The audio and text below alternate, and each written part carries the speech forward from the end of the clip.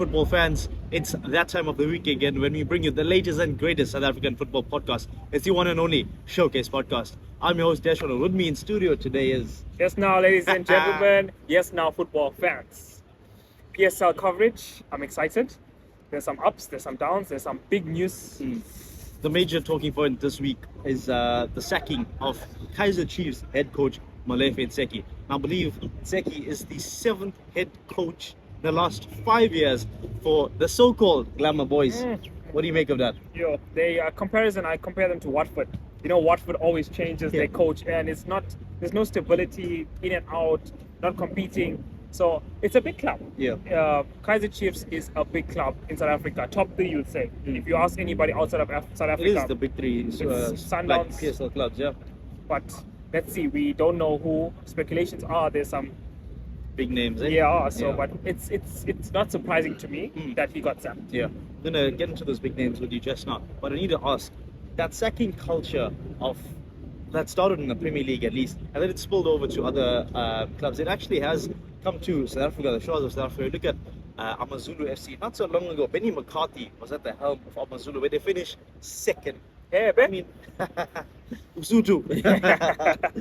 Second. I mean, second only to Sundowns could mean you finishing first. You know, the best of the rest. Yeah. So and from then on, they went to play CAF football, to which they did relatively well. I think he was unbeaten in like 1 or 2 games. But their stints in Africa were short-lived. Results in the league didn't go according to plan. McCarthy himself came out and said that he had maybe disagreements falling out over some of the transfer policies and the way the club was being run, to which he was shown the door thereafter. And then it became like 3 managers soon thereafter. You look at Brandon Trutter, who was appointed as interim, then he got the job, then he was sacked. Then Robin Falls appointed on a 3-year deal, then he was sacked. Andile Dlamini, I think he came in as an interim. The next year they had the current manager, which brings us to this season, Pablo Franco, formerly of I think he was assistant manager to Julian Lopetegui at Real Madrid. Could be mistaken there, but you see, this is what I mean. That's like 4 managers in the space of like 2 seasons. Absolutely sensational. Do you think that trait it's toxic for the club, or do you think it's more of a results-driven decision? I think most of it is results-driven decisions at the moment. You want results, and if you don't meet the criteria of the clubs, they're shipping you off. What do you mean? Like, when you say criteria, do you mean, is it just results on the pitch, or is it the way the training is conducted, the way the post-match interviews goes, the way the morale in the camp, the mood in the dressing room? Because those things like that also have a say in those decisions. Yeah, most definitely, all around aspects. So you get your criteria list. Okay, X, you qualify for this, you finish mid-table, players need to be on time, this and that. I don't think the managers are meeting the criteria, and that's why they're getting, as today's culture, we call it cancel culture. So they're getting cancelled. With Ntseki being sacked, I think this year in 2023, the calendar year, Kaizer Chiefs, I think they've lost 15 games across all competitions.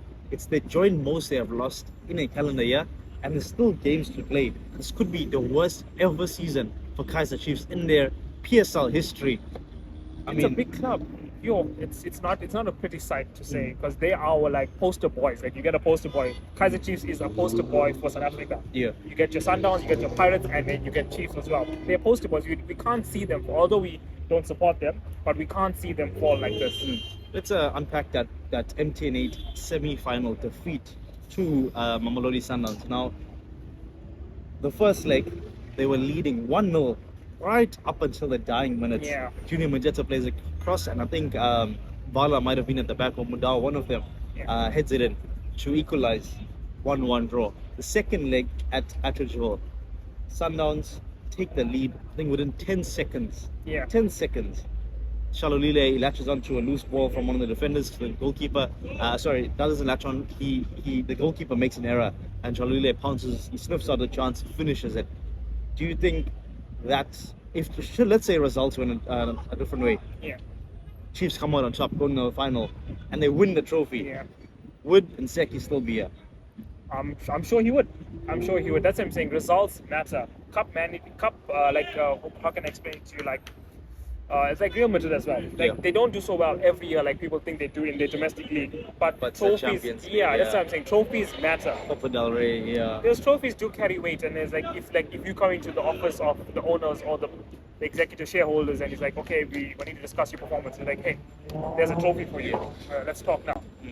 I guess semi-final and above is a Real Madrid standard, and maybe should be the standard of Kaizer Chiefs. Should be the standard of a final. Should be it either should be Pirates, Kaizer Chiefs, and Sundowns. It should be those three playing each other in the finals every year in, year out. Let's fast forward to the Carling Cup, which is the second domestic cup up for grabs in the country. Kaizer Chiefs were drawn against Amazulu, a team that they beat in the PSL this season, I think by 3-0. So it tells you that it was a favourable draw for them going into that one. Would you agree? I would agree, yes. With the results, Amazulu have been favourable for them. And I believe it was at FNB Stadium, the Kaizer Chiefs home ground. So imagine you just crashed out of the MTN semi-final against Sundowns. Okay, we'll accept it. You know, you were leading in the home game, and then results go your way in the second leg. But against Amazulu at your home ground in the first round, you get knocked out courtesy of a one goal defeat. Was that the last nail in the coffin? That I was just about to say that's the final nail in the coffin for him. I said the fans were upset with him from long. I don't know if this video you've seen the video and stuff where they're like over the barrier, they're like saying they want him out, and then the Kaizer Chiefs hierarchy is coming and say calm down, calming the fans down. So it was brewing from underneath from a long time, and these decisions this losses, shall I say, didn't help, didn't go in his favor. Yeah, I mean, I guess the screws are coming loose.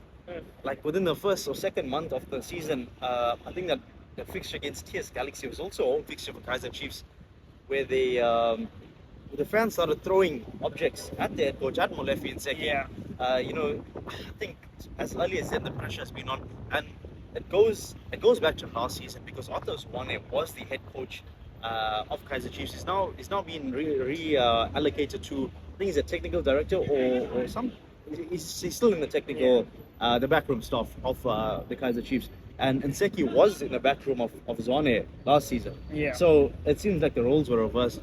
But that was more of a panic move because Nazrin Nabi, I believe of Tanzania, I think he coaches the club in Tanzania, Young Africans, if I'm not mistaken.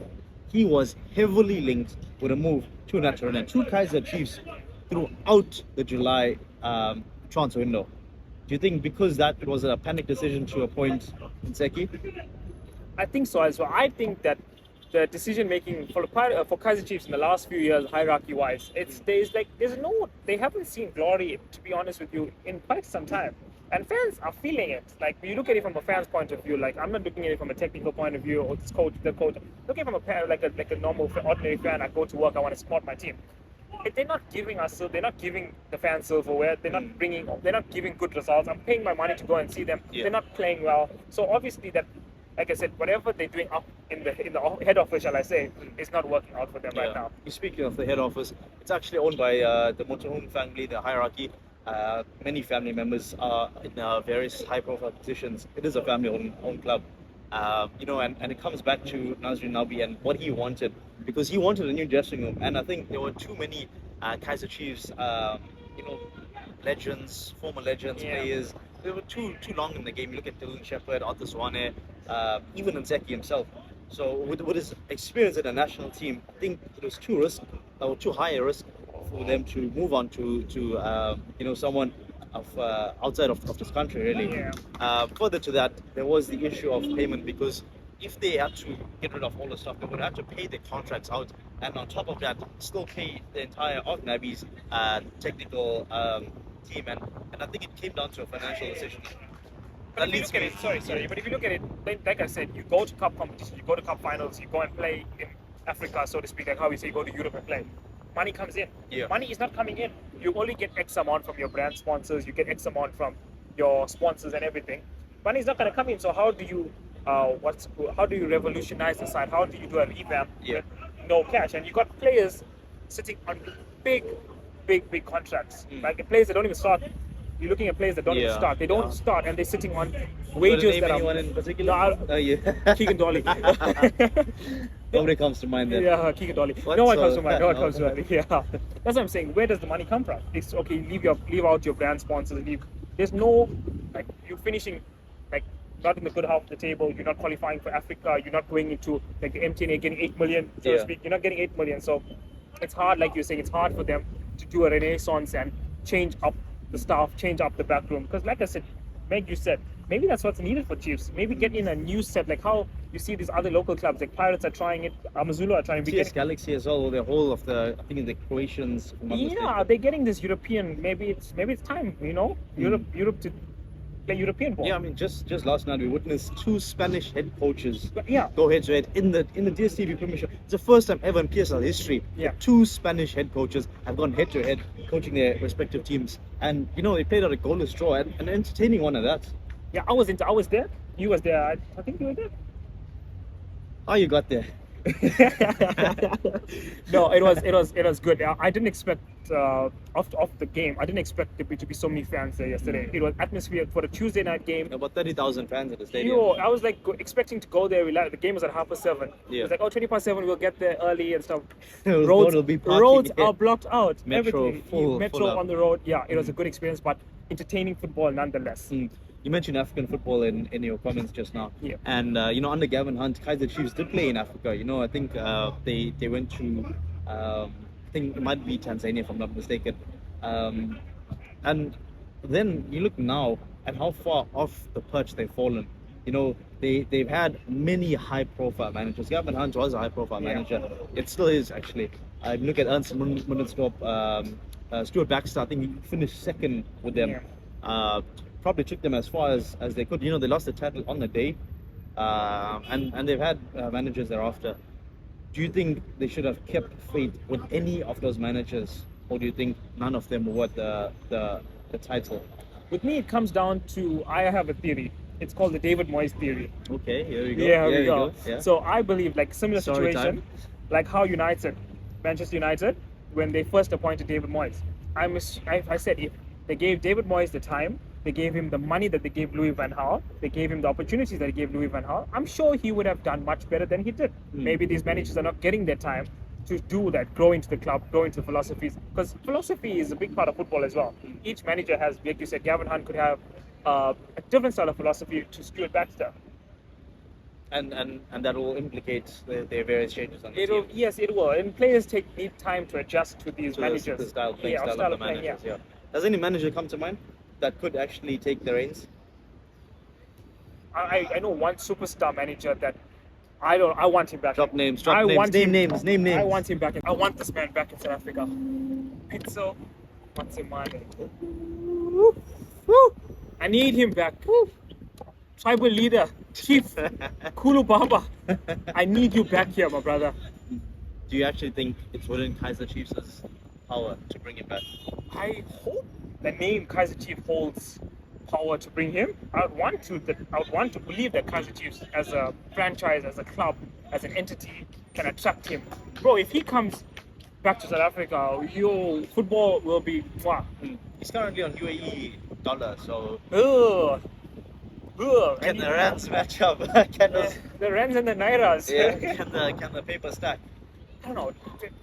Take what Sergio Ramos did for Sevilla. Take the cut, bro. Come, take the cut. But he's paid so much money.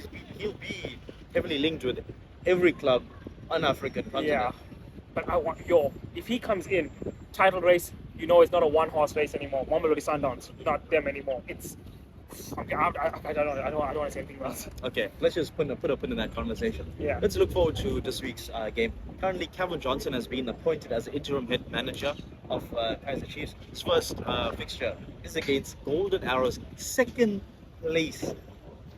Golden Arrows. It's been ridiculous. Crazy season for them, and they show no signs of slowing down. Ryan Moon is banging the goals. Yeah. Tolani put a parlor beyond Darren Keat last time out. And do you want to talk about the Black Label Cup as well? For Golden Arrows? Yeah, they actually... You want to talk about that as well? I see. Well, look, I know Pirates put 2 past Cape Town Spurs, make it through to the next fixture. But yeah, maybe if you want to go ahead, you can go ahead. No, I'm good. I'm done dialing for today. Because I think it's Pirates' trophy to lose. Yeah. Sundowns are knocked out, Chiefs are knocked out. It's only Pirates. It's Pirates' trophy to lose. And the way Jose Ribeiro is playing these days, I mean, cup competitions, we favorites. We are favorites. But going back to Golden Arrows, do you feel like a renaissance is happening here in Durban at the moment? May very well be. I mean, they've got the makings of a really good club, and under the stewardship of the manager, I think they are playing some really exciting football.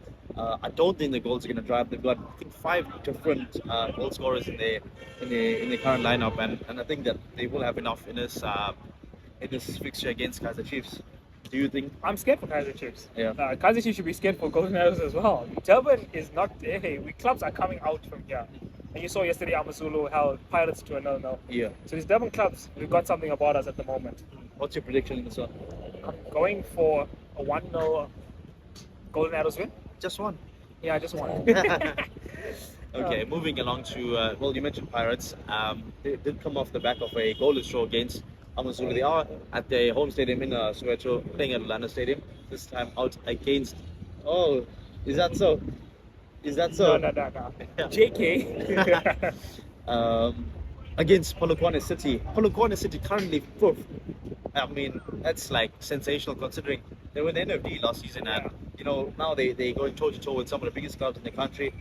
5th place, Polokwane City. Excuse me. So, do you think Leicester City is on next year? No, not to Sundowns around, honestly. Yeah, I'm hoping that we can get a fairy tale like that, maybe. I just want to see Sundowns lose once, maybe. Yeah. Orlando Pirates currently in the bottom half of the log, but it's just because they've played fewer games than most of the other top flight clubs. Do you think if they don't win the DStv Premiership, do you think that there could be pressure on Jose if he doesn't win the remaining fixtures? Like we said with Jose Ribeiro, he can finish 6th, and if he goes and wins the rest of all the trophies that are available, it's a win for them. It's a win. But league-wise, you'd want to see Pirates competing, going up, they're climbing the ladder slowly, getting the points, and eventually, it's not mathematically impossible. Is it mathematically impossible for them to win the league right now? No. There's still a chance for all clubs actually to win the title. But honestly, Sundowns have a near perfect record. If I'm not mistaken, they've won all their games. So, but morality, like Sundowns has lost. They're not doing too well at the moment. So yeah, Pirates, maybe we need them to start. But like you said, a draw feels like a loss for them. If you don't win your winnable games to climb up the table, then it's basically a defeat. And it was a bit of complacency last night, if I do say so myself. They are bringing in some new players into the team. You saw the likes of Saleng, Lapasa, Term on the bench. I was shocked about that. Yeah, but it's about getting those other players up and running, see if they can find their shooting boots. I know Kermit Erasmus, he played about 60 odd minutes or so. He played well last night. Evidence Makopa getting off starting. I think it might have been his first game that he started for Pirates in the league this season. So good to see him getting some minutes. Mr. Sitter, by the way. You think with more game time, those could be finding their way to the back of the net. Yeah, most probably they need composure. They need those extra minutes to get the legs, because when time, if you have more extra time playing, you get those chances. You'll know okay. I missed it earlier. Now I know what to do with it. Do you think they have enough firepower to get past this Polokwane City side? If they put out the big hitters, if they put out your Salengs, your Hotos, I think they can breeze past Polokwane City this week. With how good Polokwane City is playing. Pirates on their day is unplayable. Like you ask Mamelodi Sundowns, you ask them. Go ask Mamelodi Sundowns. Pirates are unplayable on their day. If they are rocking up, they're unplayable, and they need that. They must make they must make every game feel like an empty net game. Yeah. The coach must be every game is an empty net game for them now, because they can make a late charge up the table. Well, I'll be certainly watching after that. Yeah. AmaZulu versus Super United. Sutu. This has the makings of a really feisty encounter. Yeah. You look at where Chippa are currently, what Morgan Mamela has said. When they started the season, they had, I think, one of the toughest fixture schedules. I think they played all 3 top clubs, being Pirates, Chiefs, and Sundowns. Along with, I think there was another fixture in between there. And they were undefeated across, the South Africa's top 3. I think that's really set the tone for them this season. Do you think right now confidence in the camp has dropped since they got knocked out of the Carling Cup by Stellenbosch? Do you think confidence in the camp has stymied since Chippa United got knocked out of the Carling Cup in the first round against Stellenbosch? I think it took out some feathers off their sails, but they on a high right now. Being fifth, they Conversation over to their opponents, Amazulu. Amazulu have played both Soweto Giants in the space of a week, going undefeated and keeping 2 clean sheets. I mean, that's ridiculous.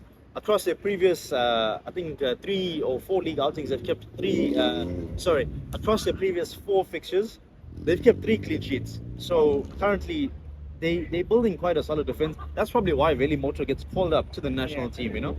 Do you think they keep a clean sheet here? I think they do. I think Amazulu are building in progress, slow in progress. But like I was saying, you'll see in the vlogs we're going to put out on our channel. I just feel we need a pacey striker up front. You didn't put the vlogs up. No, I didn't put the vlogs up instead.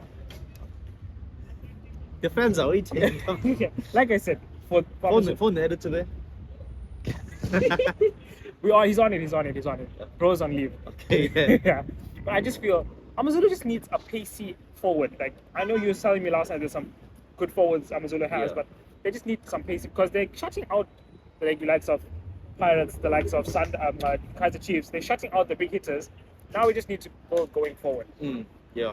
Your prediction in this one? Amazulu 1-0. Oh no. Another clean sheet in the bag. Another clean sheet in the bag, yeah. They say attack wins you games, defenses win you leagues. No. So one day, Amazulu, we're going to win the PSL, and I'm going to be there. Moving along to a former Amazulu manager, Brandon Chota, now at the helm of Sekhukhune United. They are tasked with a fixture against TS Galaxy. Now, Sed Ramovic has done some incredible things at TS Galaxy since being appointed, most recently knocking Mamelodi Sundowns out of the Carling Cup. Do you think that has had an impact on the squad going into this one? Thing as well, you were discussing with me that the squad has been revolutionized, like you were saying. Like, things are meticulous. Things are off. I won't say it as a bad thing. Things are off European standard. Yeah. And I feel it's exuberating confidence into the players now. The players are like, okay, we got a top manager. We're playing good football. Let's just push. Do you think they have enough power in the tank to get over Sekhukhune? I know Brandon Chota likes to set up his team very tactically, very defensively as well. I think it's a draw. Goalless draw?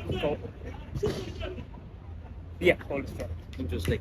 Mamelodi Sundowns were scheduled to play Morocco Swallows this weekend, but that fixture has since been postponed, which means the final fixture of this round is Cape Town City against Richards Bay United. I just want to give a word to Richards Bay United. You know, since they came into the PSL, they were like second. You know, they did really well. And since then, in fact, since the beginning of this year, 2023, they just fell off a cliff. I mean, they were close to being relegated, but I think they had enough points to mathematically avoid relegation. That's how many points they accumulated in the first half of the season. Yeah. It actually kept them up in the second half. You know, it's a shout out to Sanele Barnes, playing very well. Figueroa, if I'm not mistaken, up top. Eswatini striker doing very, very well over there. And you know, I've been watching the club very, very closely, and I think Katano Tembo, he's going to be under pressure, you know, but this is the nature of the game. It's a cutthroat industry. Do you think Eric Tinkler is feeling a bit of pressure? You know, Kanye Samayo signed a 5-year deal, hasn't really delivered the goods since penning that long-term deal. I think Cape Town City, yeah, they're under the firing line. Yeah. I know they're your second team as well. Yeah. So you I do have a keen interest in them. I know you do. So that's it. But like I said, like last season's performances, he was like almost top goal scorer, if I'm not mistaken. Yeah, he was joint. Joint top goal scorer. They set the expectations, and this season I don't think they've met them. Yeah. Well, look, there's still a second half of the season to play. I know. I think their sides do come out strong in the second half. So you know, just watch that space carefully because they will. You know, if you look at the way clubs are run, a lot of the players go, you know, after December, they come back looking very different. You know, I don't know if it's myself as well. Yeah, I don't know if it's just fall off the exercise regime, if it's the family, the festive period.